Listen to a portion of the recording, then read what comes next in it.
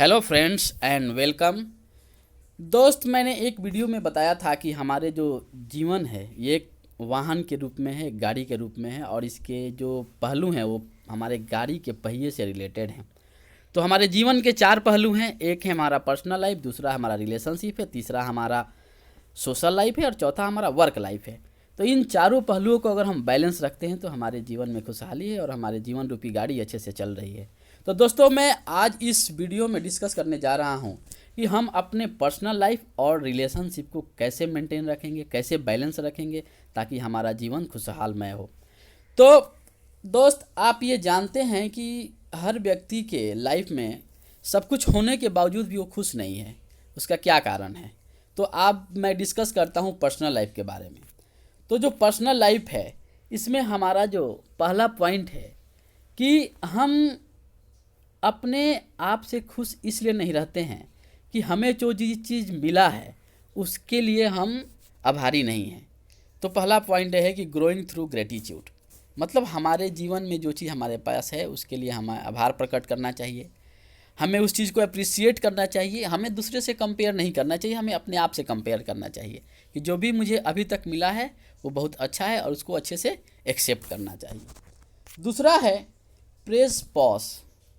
देखिए, हम क्या है कि अपनी ज़िंदगी में भागते रहते हैं, ये मिल जाएगा तो मैं ये चीज़ कर लूँगा, वो आगे मेरा टारगेट है, उसके पीछे जो मैं प्रेजेंट को भूल जाते हैं। और प्रेजेंट में जो चीज़ है उसका आनंद लेना, उसको फील करना, उसको अप्रिसिएट करना बहुत ही ज़रूरी है। इसलिए हमारे जीवन में ठहराव का होना बहुत ज़रूरी है, क्योंकि हम अपने भाग दौड़ के ज़िंदगी में हमारे साथ क्या मिला हुआ है और उस चीज़ को हम पीछे छोड़ के हम हर मोमेंट का एंजॉय नहीं करते हैं। तो इसलिए हमें अपनी ज़िंदगी में थोड़ी ठहराव की ज़रूरत है। तीसरा पॉइंट है वाई वरी। हम चिंतित क्यों हैं? अगर चीज़ें हमारे कंट्रोल में है तो हमें चिंतित नहीं होना चाहिए, और हो सकता है कि वो हमारे कंट्रोल में नहीं है तभी हमें चिंतित नहीं होना चाहिए। मैं इस चीज़ को एक अच्छे से डायग्राम से एक्सप्लेन करना चाहता हूँ। जैसे मान लीजिए कि आपके पास एक प्रॉब्लम आता है और हम बोलते हैं कि do you have problem in life, तो आप क्या बोलेंगे, हाँ या ना? अगर आपके पास ना है तो आप क्यों चिंतित हैं? अगर आपको उस प्रॉब्लम, आपके लाइफ में प्रॉब्लम है, नहीं है तो चिंतित होने की ज़रूरत नहीं है। अगर है तो क्या आपको उस प्रॉब्लम का सॉल्व करने की क्षमता है आपके पास? अगर नहीं है तभी हमें चिंतित होने की ज़रूरत नहीं है, और अगर है तभी हमें चिंतित होने की ज़रूरत नहीं है।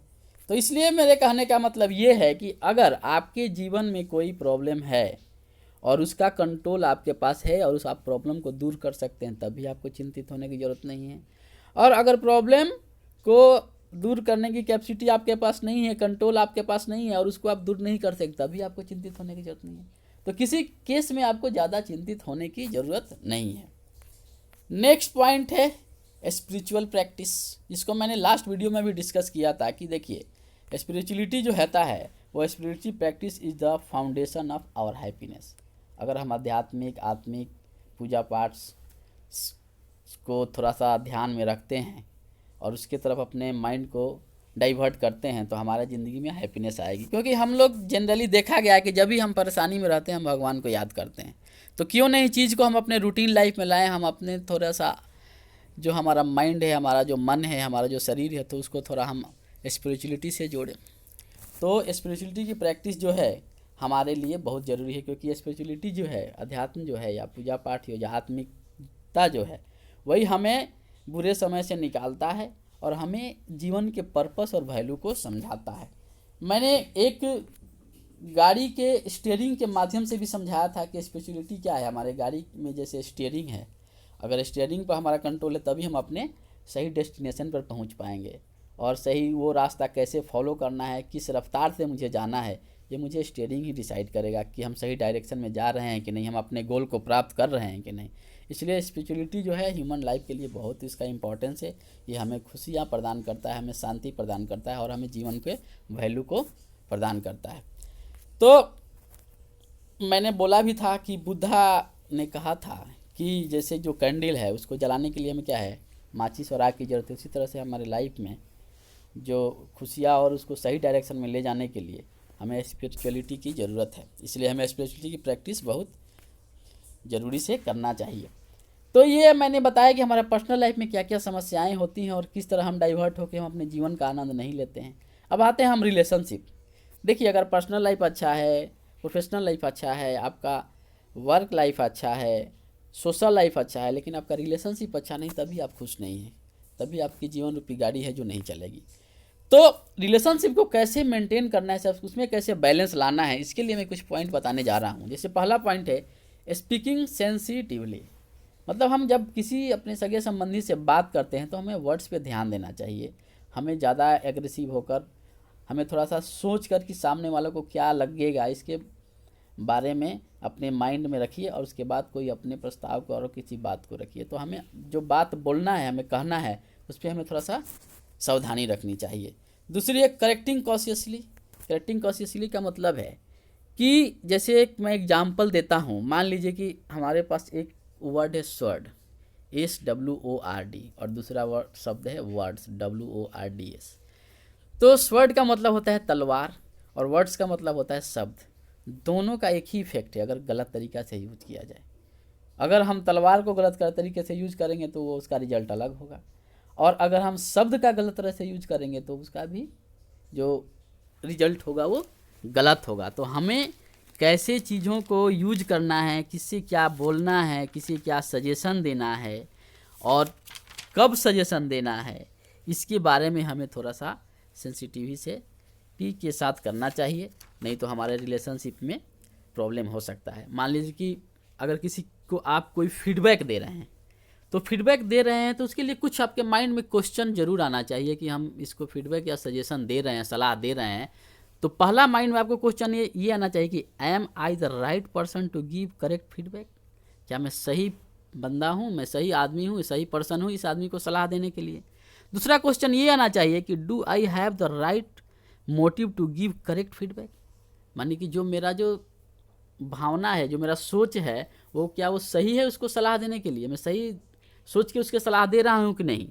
और तीसरा क्वेश्चन ये आना चाहिए कि do I know the right way to give correct feedback. क्या जो मैं फीडबैक देने जा रहा हूँ, मुझे सलाह देने जा रहा हूँ, क्या उसका मुझे आइडिया है, क्या वो सत्य है, जो मेरे हिसाब से सही है, जो उसके बारे में मैंने वर्कआउट किया है, मैंने फील किया है, मैंने समझा है, तभी मैं आप उसको सलाह दीजिए। और last, it is the right time to give him the feedback. मतलब क्या यह सही समय है सलाह देने का। इन 4-5 क्वेश्चन जो है आपके दिमाग में आना चाहिए किसी भी व्यक्ति को सलाह देने के लिए। तो इस सब चीज़ों में थोड़ी सी सावधानी बरतनी है अगर अपने रिलेशनशिप को मेंटेन करना है तो। और जो तीसरा पॉइंट है फॉरगिवनेस। फॉरगिवनेस का मतलब है कि माफ़ करना। अगर किसी भी व्यक्ति को माफ़ करना एक बहुत ही कॉम्प्लेक्स टास्क है, आसान नहीं है, सबके बस में नहीं है। लेकिन ये भी तो कहा जाता है कि darkness can not drive out darkness, only light can do that, and hate can not drive out hate, only love can do that. ये आपके मार्टिन लूथर साहब ने बोला था कि अंधेरा को अंधेरा नहीं मिटा सकता है, उसके लिए लाइट की ज़रूरत है। उसी तरह से जो ईर्ष्या है, दुश्मनी है, उसको दुश्मनी से दूर नहीं किया जाता है, उसके लिए हमें प्यार मोहब्बत की ज़रूरत होती है। तो फॉरगिवनेस का बहुत ही फ़ायदा है। अगर आप किसी व्यक्ति को माफ़ कर देते हैं तो आपके रिलेशनशिप बिगड़ने के चांसेस जो हैं बहुत ही कम हो जाएंगे और आपकी रिलेशनशिप में बैलेंस रहेगी। और चौथा जो पॉइंट्स है वो है एसोसिएशन मैटर्स। एसोसिएशन मैटर्स का मतलब है कि हम कैसे एक दूसरे को टाइम दे रहे हैं, किसके साथ रह रहे हैं, उनके साथ किस तरह से हम टाइम व्यतीत कर रहे हैं, ये बहुत ही इंपॉर्टेंट है। तो हमको एसोसिएशन और टाइम देने की ज़रूरत है एक दूसरे को, तब भी हमारा रिलेशनशिप अच्छे से रहेगा। अगर आप किसी को टाइम नहीं देते हैं, उसके बुरे भले में अगर आप सहायक नहीं बनते हैं, तो आपका रिलेशनशिप अच्छा नहीं होगा।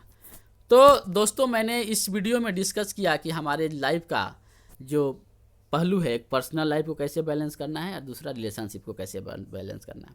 अब रिलेशनशिप में मैं डिस्कस किया 4 पॉइंट, और मैं 5वां पॉइंट जो डिस्कस करने जा रहा हूँ वो है वर्चुअस विजन।